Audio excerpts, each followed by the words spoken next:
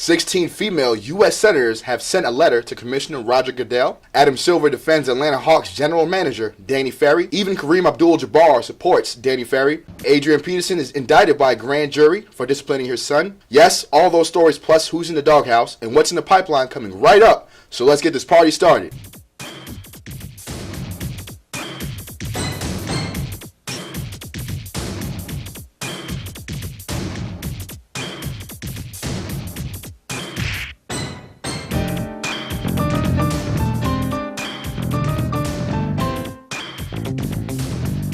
Welcome to What's the 411 Sports. I'm Chris Graham. I'm Gregory Alcala. I'm Bianca Peart. And I'm Glenn Gilliam.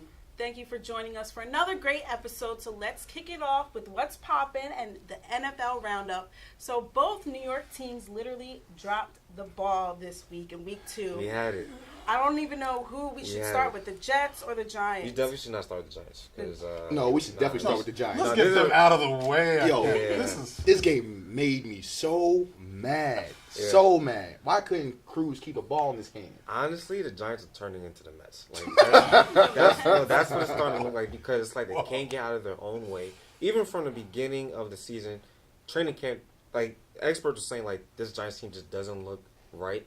They still haven't gotten the offense together. I think the defense has potential, but the offense just doesn't look good at all. And with Victor Cruz trying to be, the leader of the team, demanding passes and can't even complete. He dropped with 5 and it's funny, passes. It's funny he said that, because you saying that you need more catches and targets, you're bringing attention to yourself, so the defense knows that they should make you integral. They should make you the focus of the defensive plan. Not to mention, he is the number one.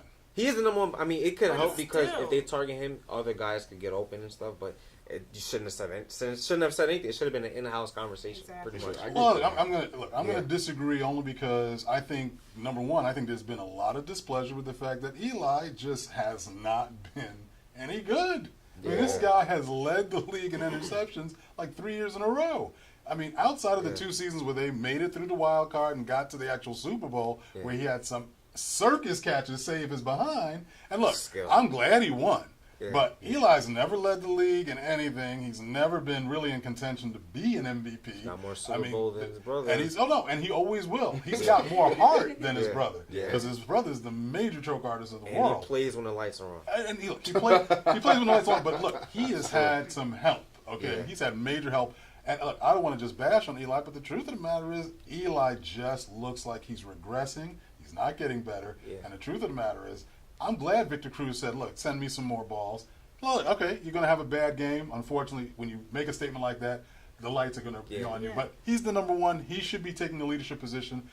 I don't know. I mean, everybody knows Tom Coughlin is a hard worker, but they may not be hearing him anymore. Yeah. They're not going to get rid of Eli. It's time for a new voice. Definitely a new voice. It could be.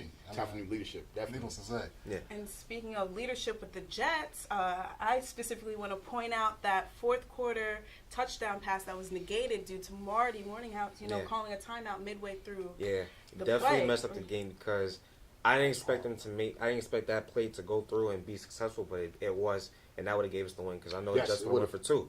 Well, I mean, that timeout definitely changed the entire game. Well, let's be clear. But we can't blame it on that. No, we can't blame it on that. Well, let's be clear. Because Geno Smith, number one, I don't need any more nonsense. Yeah. This is our quarterback. He's the man. Yeah. He's number one.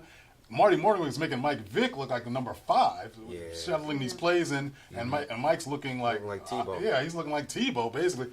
But the bottom line is, Geno Smith has got a cannon for an arm. Yeah. He's poised in the pocket. He has control of this offense. Don't play around with it. Forget all the wildcat nonsense. Yeah. But it was that this is supposed to be a team that had a vaunted defense, and we had to worry about what the offense was going to do. Right. These guys had, even with the turnover, and Geno took a shot. He took a couple of shots. Yeah. Standing in the pocket, delivering balls. He took a shot. It was a bad flutterer. It got intercepted at the 1-yard line, and these guys couldn't stop anything. Yeah.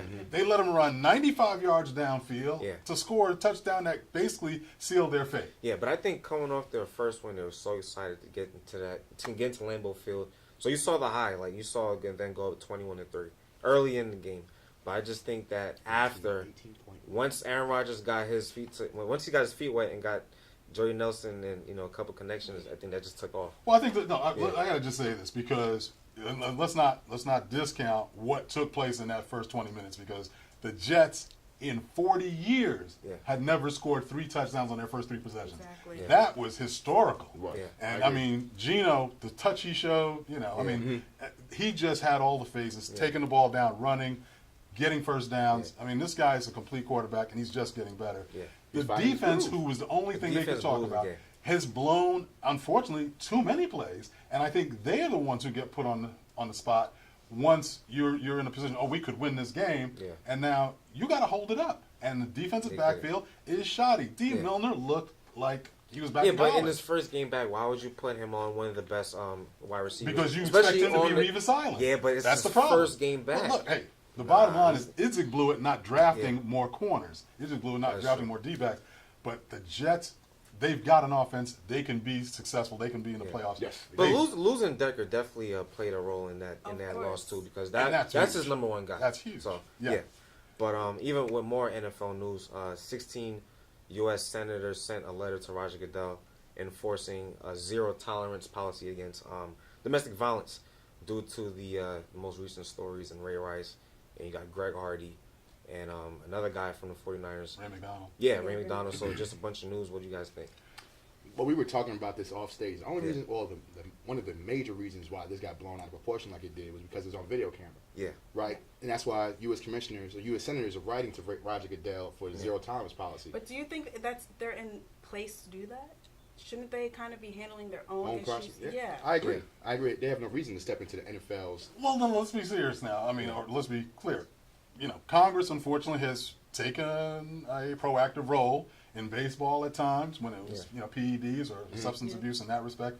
And this is a situation that is of national concern for a lot of reasons. Yeah. I think what's It's also key, true. though, is the video shouldn't have been the big reason. hubbub that it Right. was. Yeah, it because should've happened Ray, I mean, He went to sorry, Goodell and he Ray, told him something. Right, he told him what Yeah. happened.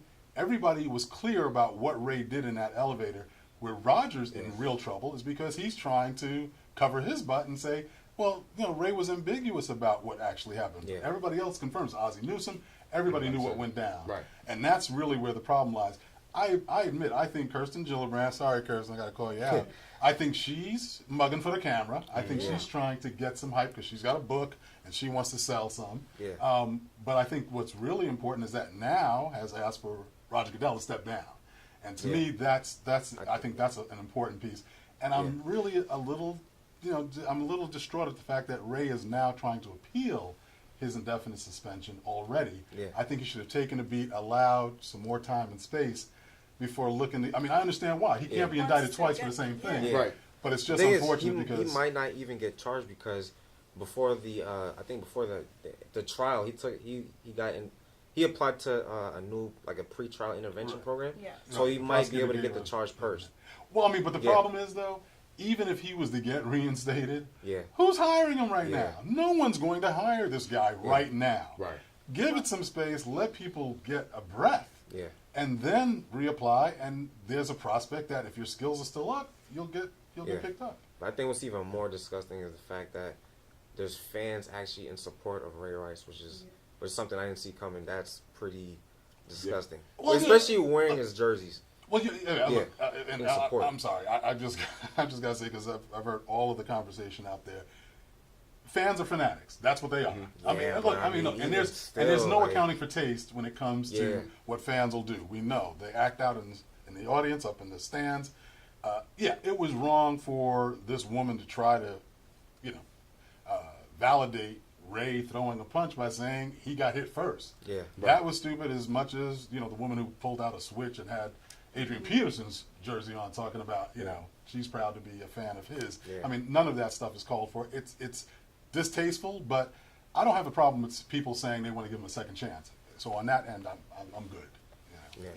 To keep things moving, Mayweather and Maidana fight really happened. Mayweather won, like we said in the last episode, Oh, my with no God. cause. Yeah. Maidana, throughout the fight, Maidana was getting more and more frustrated because he just could not touch Floyd. Yeah. That Just fight. could He not did touch touch him in the fourth round. Oh, or the Yeah, third. he Yeah. did. Few That's hits. why Few I hits. told you. He got touched and he stumbled. Yeah. He lucky the He ring. did he not lucky the bell stumble. rang. He Yeah, did he not was- stumble. Nah, They were he separated. stumbled. He did not stumble. He had a little stutter step going. Yeah, honestly, Just have to be if you bought the fight, you will feel as robbed as I did. I did It too. was I did whack. feel I'm robbed. not It was gonna lie. terrible. I It was terrible. really was expecting him to make amends for the first fight. Yes. Because even though he did show I agree his with you excellence and having a good offense, this fight he took a step back. He does not look like the same guy that I saw fight even Canelo, which was a year ago. Yeah. Right. He looks like something's bothering him in the ring, and I think He said he rated himself with a C minus. Yeah, at least he's honest. He Yeah. felt dry and dead out there. Yeah.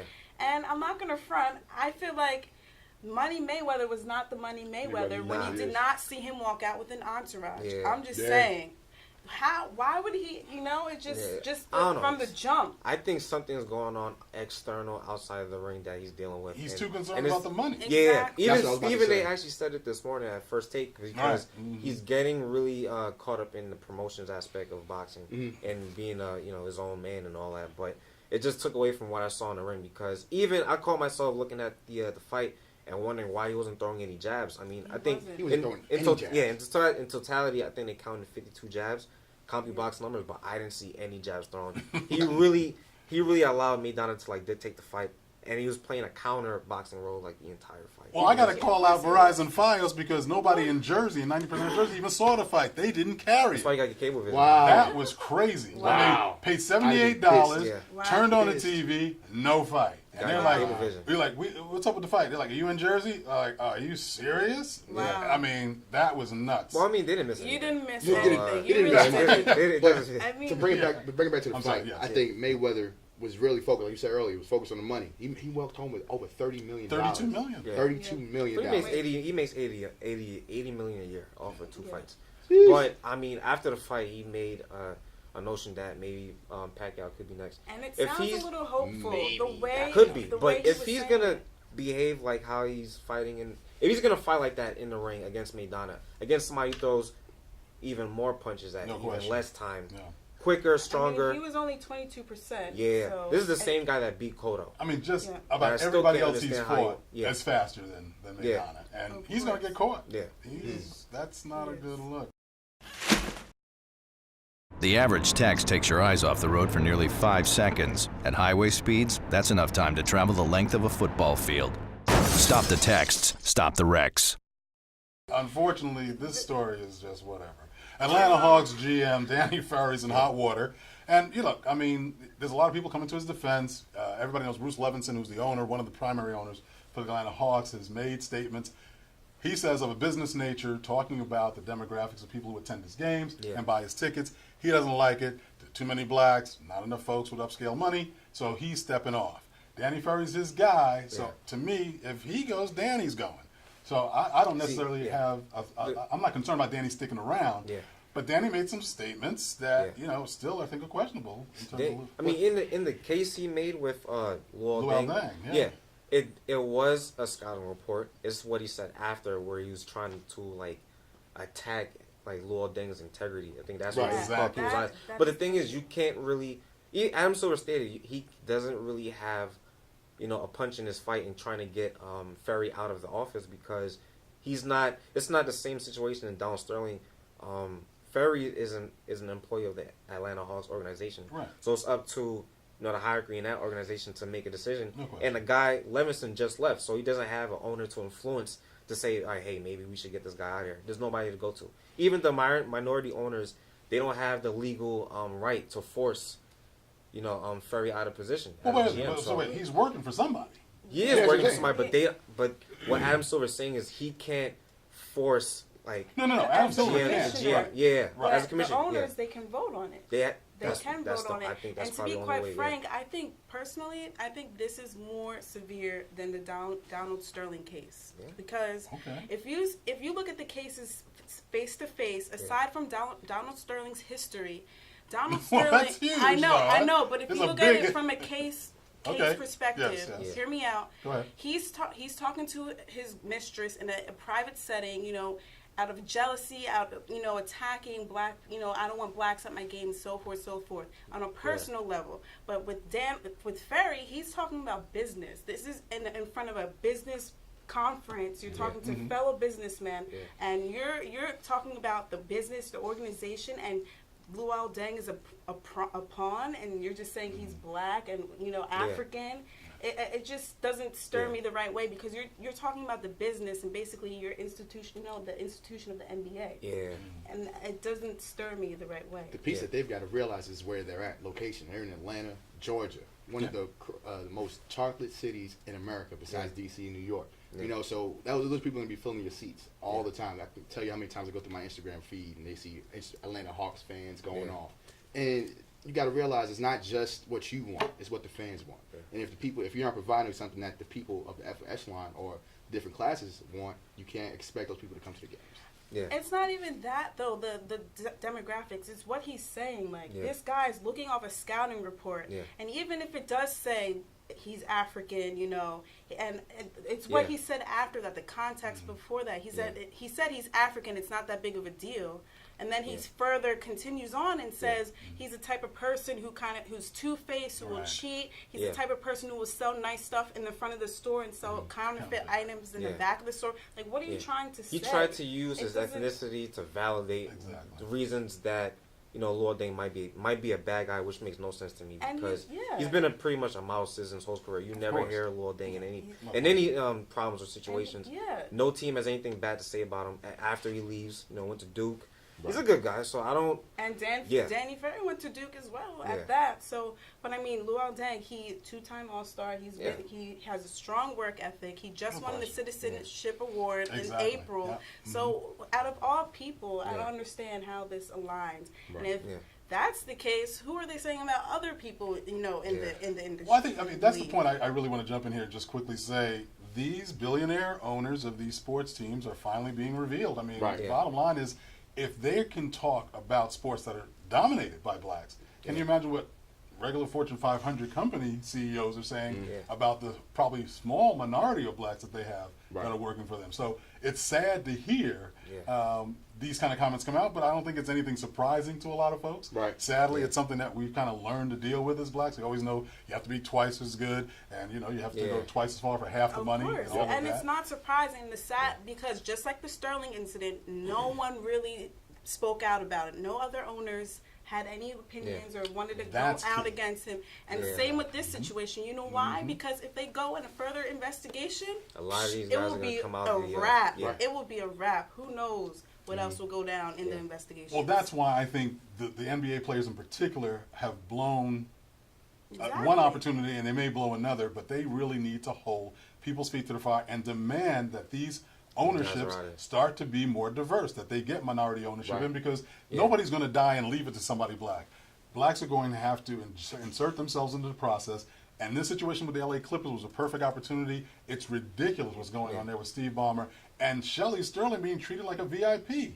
She's got front row seats. She's got tickets to the all access. Everywhere. I mean, she's being treated as if somebody who has no connection to Donald Sterling, when she's a partner in crime with him and collusive on so many bad things in terms of racial discrimination. That was a complete debacle. Adam Silver still needs to pay for that. And the players who are going to be, Doc Rivers and those players in L.A., I don't know how they're going to take the court with her sitting front row. Exactly. That's crazy. It's a shame. Well, what you can do at home, ladies and gentlemen, is tweet us with your thoughts at 411SportsTV. We'll be back with more of What's Poppin'.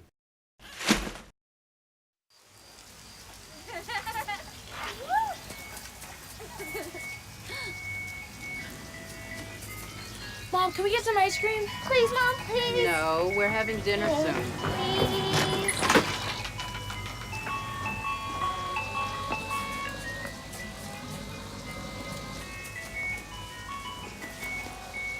You don't have to be perfect to be a perfect parent. There are thousands of children in foster care who will take you just as you are.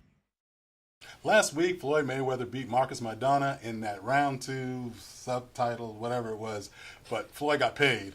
Anyway, we're going to extend fight week by doing our featured interview with 2 female boxers, Sonia the Scholar Lamonicus versus Tanzi Sweet Tea Daniel. Keep it locked. Being a dad can be tough. No. What do you mean she's not coming? When's the fairy princess coming? Any minute now. But when you're willing to do anything... It is I, Cruz Zinkelpel. Okay, time for cake. It's always worth it. I know it's really you, Drew. I'm just pretending for the other kids. The smallest moments can have the biggest impact on a child's life. Take time to be a dad today. Call 877-4DAD-411 or visit fatherhood.gov. Hey guys, this is Anisha reporting from BB King's for the Broadway boxing event. Tonight there will be coverage of a fight between Sonia Lamanakis and Tansy Daniels. Stay tuned.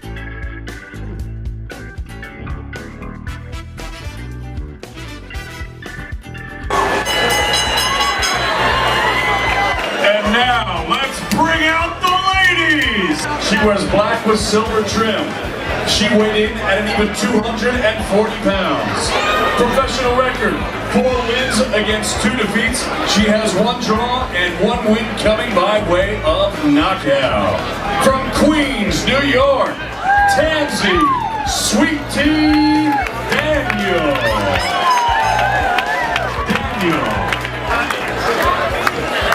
And her opponent across the ring, fighting out of the red corner. She wears the light blue and black. She weighed in at a ready and even 216 pounds. Her professional record, an excellent one. 7 victories, only 1 defeat. She has 2 draws and 1 win coming by way of knockout. From New York City, Sonia, the Scholar, Lamanakis.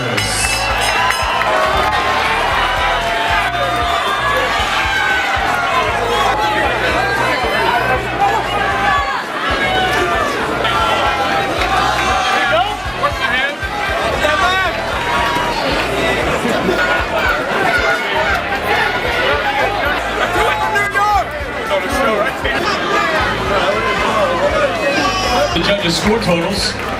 Ron McNair and Robin Taylor both had this bout 60-54, and Frank Lombardi scored this bout 59-55. All for your winner by unanimous decision, Sonia, the Scholar Lamanakis. Hey guys, I'm here with Sonia. How are you doing? Very well, thank you. What did you think of the fight? I thought I did pretty good. You know, I made a couple mistakes. I feel like I smothered myself a little bit, but I felt like, you know, I was in good condition. I went the 6 rounds really hard, and she wasn't prepared for me, and I won the fight, all unanimous. And how did you feel about going into the fight? I felt good. You know, I'd fought Tansy in the past, but I knew she was strong, and she's a lefty, and she always comes to fight, so I knew it was going to be a good fight, but, you know, I just was in good condition and ready to fight. And how did you keep focused all this time? Mental imagery. You know, I tell myself what I need to do and what I need to focus on and do the right thing. And what do you think about the recognition of women's boxing? I'm hoping to make that change. You know, I mean, we don't get much recognition, but I do appreciate my promoter who puts us on TV and takes me to HBO shows and puts me on the undercard. So, you know, I'm just hoping I can make a difference. And between this and being a teacher, how did you manage the two? How did you juggle it? I just balance it correctly. Teachers are organized, you know, so I just made sure that I get my schoolwork done during the day, my papers done, and you know, train at night. And who are your biggest supporters? My family and friends, you know, everybody with the blue shirts on. Okay, yeah. Thank you, Sonia. If you're looking for an incredible experience, meet a shelter pet and adopt. They make super pets who will enrich your life and steal your heart. Adopt and bring home a shelter pet today. To find out more, visit theshelterpetproject.org. Welcome back, everyone, to What's the 411 Sports. And this week, you know, we always have to put someone in the doghouse. There's so much going on in the NFL, even in the NBA. So who are we going to put in the doghouse this week? Well, I've got to start with the NFL. This has probably been the worst week they've ever experienced. Yeah. They're losing players left and right to domestic violence, child abuse. Unfortunately, have been recent allegations. 2 years, 14 NFL players have been arrested and convicted with domestic violence. They have enough players to start their own team soon enough. It's terrible. And one of the things I think is really critical, unfortunately, because we've got the likes of Ray Rice and you know, Ray McDonald, Greg Hardy in Carolina. They've become kind of the face of this domestic violence conversation. And I've just got to make a real serious mention because nobody is talking about the fact that domestic violence, domestic abuse has really been the sole owner of the police. Wives and girlfriends of the police have been the ones who've been victimized by domestic violence the most. And I think there's a real correlation between those actions of domestic abuse at home and police brutality on the streets, especially when it comes to our neighborhoods. So I just want to put that out there because that's a perspective that most people are not getting. They're getting the face of this as OJ, and and it's unfair. And I think it's sadly because of the celebrity culture we live in, it's easy to wrap it around these guys. But there's another perspective, and there's a lot of people feeling pain. Well, that's the sad part. It takes celebrities, it takes huge platforms like this for this, to raise awareness about it. You know what's even worse? With the 14 NFL players that you mentioned, all of them are black. It's not just one or two. It's all of them are black. So they're putting a bad, they're putting a bad notion on the race in general. But it's these 14 players. It's over. It's even it even leaks into the last decade. Some of those players are still playing in the NFL right now. So we could blame Roger Goodell all we want on not having not having a stricter penalty because it seems like he's more concerned about the well-being of the player making a business on the field than what they're doing outside of the home. But it really comes down to like who these players are as people. I mean, these are the guys that are giving the NFL a bad name because they're committing the crimes. Well, let's be clear though, because I this is the perspective that I think is lost in this because you have these big celebrities making big money. People don't look at the owners the way they should. Roger Goodell can't get a pass just because we have a preponderance of black players in the league, and they're going to always shoulder that. I think what's really, really key, and I think our executive producer mentioned before when we were talking, there's a judge who had actually been presiding over cases where he's been out of line. This is a guy who had his own sexual problems, assault problems, and this is a guy who's making judgment on, who's calling judgment on these cases. So and he's white, and needless to say, I think it can be overblown. It can be put out of perspective. Like I say, I don't want to just call out the police, but the bottom line is there needs to be balance, which there hasn't been, and unfortunately, it just looks like a black problem, which we all know it's not.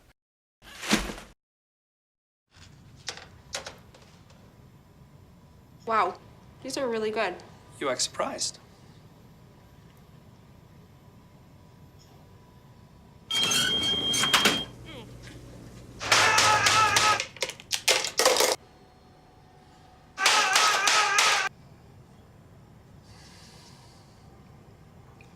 Practice makes perfect. You don't have to be perfect to be a perfect parent. There are thousands of teens in foster care who don't need perfection. They need you. Welcome back to What's the 411 Sports. We have what's coming up here in the pipeline. Remember to catch all of your football tomorrow starting at 1 p.m. between the New York Giants and the Texans. Hopefully they win this week. Yeah. The Ryder Cup will take place September 23rd to the 28th. It's going to take place in Scotland this year. And Tiger Woods isn't playing, so it's like nobody to watch. Well, we have to put out a special congratulations to Phoenix Mercury for winning their third WNBA title. Congratulations. And some All-Stars from Team USA will represent Team USA in the FIBA World Championship for women. And that kicks off September 27th in Turkey. Good luck, ladies. One event size time for the women to get it. Good luck, ladies. Well, unfortunately, that'll do it for another episode of What's the 411 Sports. But until next week, fortunately, you can follow us on Twitter, you can friend us on Facebook, and you can follow us on Instagram at 411SportsTV. I'm Chris Graham. I'm Gregory Alcala. I'm Bianca Peart. And I'm Glenn Gilliam. Thanks for watching What's the 411 Sports. We'll see you next week.